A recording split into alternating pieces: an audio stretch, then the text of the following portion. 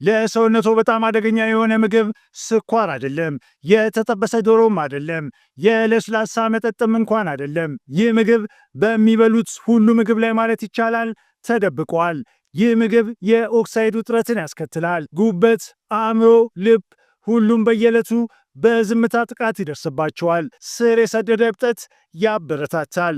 ይህ ወደ ሆርሞን አለመመጣጠን፣ የልብ ህመምና አልፎ ተርፎም ካንሰር ያመጣል። እናም በጣም አስፈሪው ክፍል ብዙ ሰዎች ይህንን ምግብ ሳያውቁት በየቀኑ ይመገባሉ። ይህ ምግብ የአትክልት ዘር ዘይቶች ነው። እንደ የሱፍ ዘይት፣ የካኖላ ዘይት፣ የበቆሎ ዘይት፣ የአኩሪ አተር ዘይት ርካሽ የተቀነባበረና ያልተረጋጉ ኦሜጋ 3 ቅባቶች ተጭነውበታል። እነዚህ ዘይቶች ለሰዎች ፍጆታ ፈጽሞ አልተሰሩም ነበር። እነሱ የኢንዱስትሪ ቅባቶች ነበሩ። ለበለጠ ጠቃሚ ምክሮችና ለበለጠ ጠቃሚ መላዎች ይከተሉን።